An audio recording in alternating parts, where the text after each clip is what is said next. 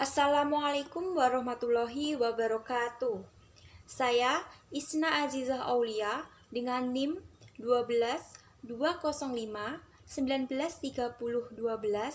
nomor absen 9 dari kelas PGMI 5F.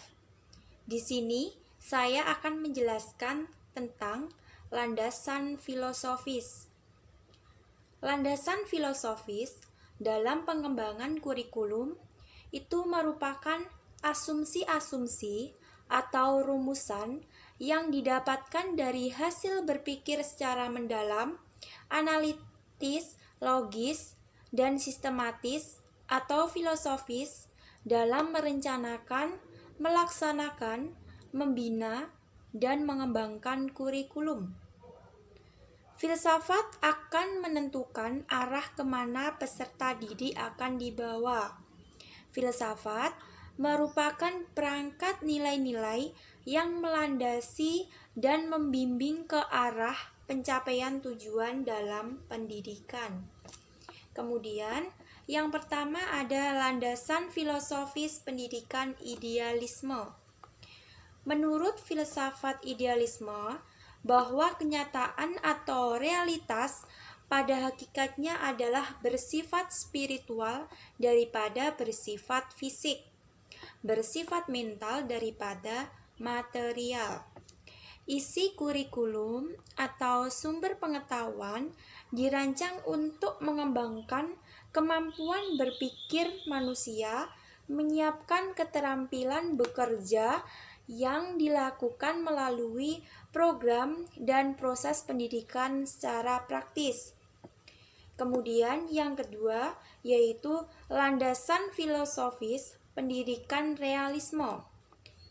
Filsafat realisme boleh dikatakan kebaikan dari filsafat idealisme, di mana menurut filsafat realisme itu memandang bahwa dunia atau realitas adalah bersifat materi. Kurikulum kalau didasarkan pada filsafat realisme harus dikembangkan secara komprehensif, meliputi pengetahuan yang bersifat sains, sosial, maupun muatan nilai-nilai.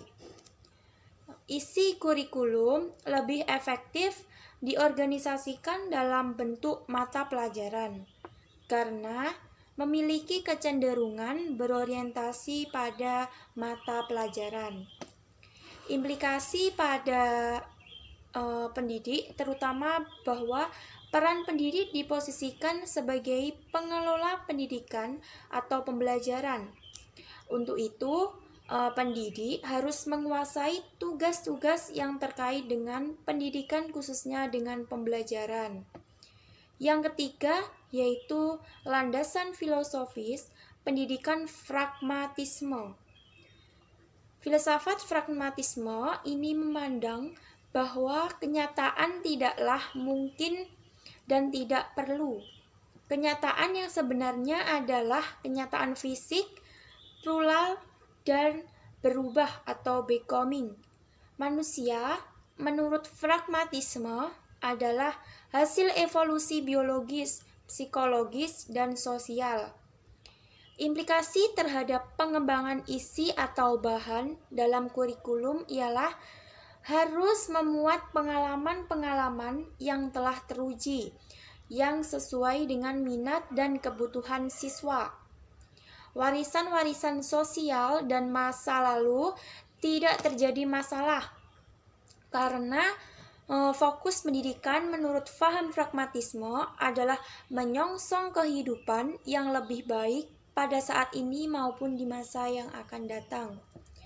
Yang keempat yaitu landasan filosofis pendidikan nasional. Tujuan pendidikan nasional di Indonesia tentu saja bersumber pada pandangan dan cara hidup manusia Indonesia, yaitu Pancasila. Undang-Undang Nomor 20 Tahun 2003 tentang Sistem Pendidikan Nasional merumuskan pendidikan nasional berdasarkan Pancasila, dan Undang-Undang Dasar Negara Republik Indonesia tahun 1945. Pendidikan nasional itu berfungsi mengembangkan kemampuan dan membentuk watak serta peradaban bangsa yang bermartabat dan dalam rangka mencerdaskan kehidupan bangsa, bertujuan untuk berkembangnya potensi peserta didik agar menjadi manusia yang beriman dan bertakwa kepada Tuhan Yang Maha Esa, berakhlak mulia, sehat, berilmu, cakap, kreatif, mandiri, dan menjadi warga negara yang demokratis serta bertanggung jawab. Pelaksanaan penjabaran dan pengembangan kurikulum itu meliputi menjabarkan ke dalam tujuan, mengembangkan isi atau bahan, mengembangkan metode atau proses pendidikan, dan hubungan antara pendidik dan peserta didik. Pengembangan evaluasi semuanya secara konsekuen dan konsisten merefleksikan nilai-nilai yang terkandung dalam rumusan tujuan pendidikan nasional. Baik, sebelumnya perkenalkan saya Pinky Nur Andriani, NIM 12205193013. Di sini saya akan menjelaskan tentang landasan yuridis pengembangan kurikulum.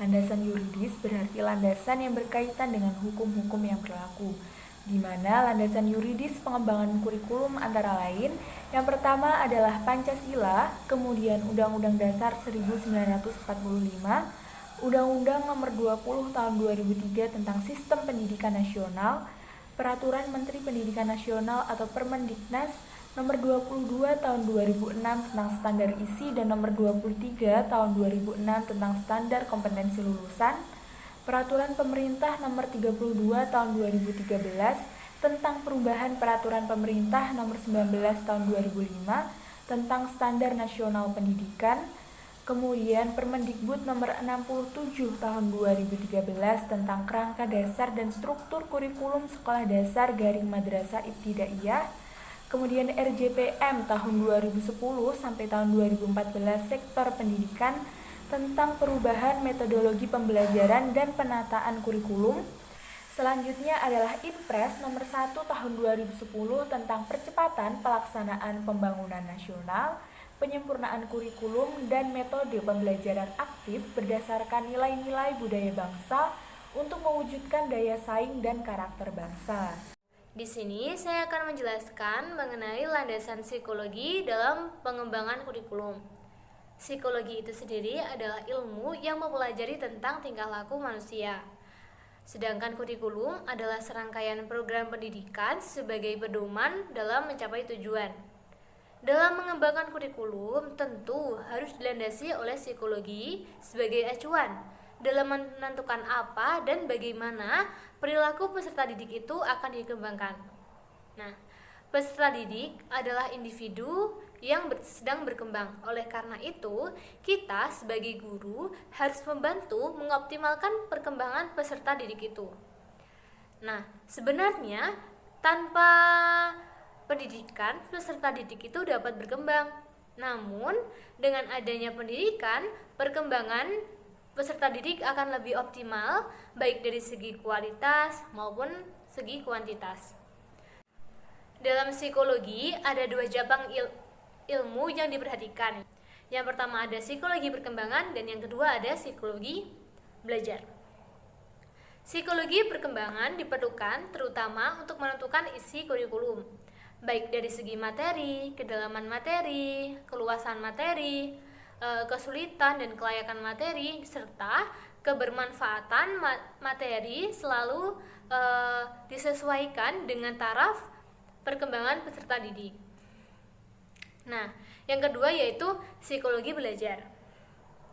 Psikologi belajar adalah suatu pendekatan atau studi yang mengkaji bagaimana manusia umumnya melakukan proses belajar.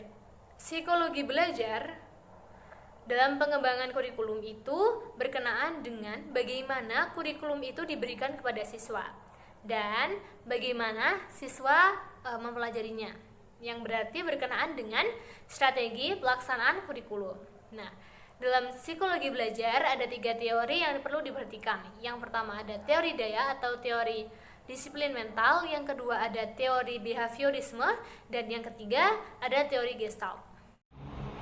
Lanjut pada materi selanjutnya, landasan sosiologis pengembangan kurikulum adalah asumsi-asumsi yang berasal dari sosiologi yang dijadikan titik tolak dalam pengembangan kurikulum. Mengapa pengembangan kurikulum harus mengacu pada landasan sosiologi? Anak-anak berasal dari masyarakat mendapatkan pendidikan, baik informal, formal, maupun non-formal dalam lingkungan masyarakat dan diarahkan agar mampu terjun dalam kehidupan masyarakat. Karena itu, kehidupan masyarakat dan budaya dengan segala karakteristiknya harus menjadi landasan dan titik tolak dalam melaksanakan pendidikan. Penerapan teori, prinsip, hukum, dan konsep-konsep yang terdapat dalam semua ilmu pengetahuan yang ada dalam kurikulum harus disesuaikan dengan kondisi sosial budaya masyarakat setempat, sehingga hasil belajar yang dicapai oleh siswa lebih bermakna dalam hidupnya. Pengembangan kurikulum hendaknya memperhatikan kebutuhan masyarakat dan perkembangan sosial. Menurut Tiller, Tabe, Tanner, dan Tanner menyatakan bahwa tuntutan masyarakat adalah salah satu dasar dalam pengembangan kurikulum. Calhoun Light dan Keller memaparkan 7 fungsi sosial pendidikan, yaitu mengajar keterampilan, mentransmisikan budaya, mendorong adaptasi lingkungan, membentuk kedisiplinan, mendorong bekerja kelompok, mengingatkan perilaku etik, dan memilih bakat dan memberi penghargaan prestasi. Sekian penjelasan dari kelompok kami. Ada kurang lebihnya mohon maaf. Wassalamualaikum warahmatullahi wabarakatuh.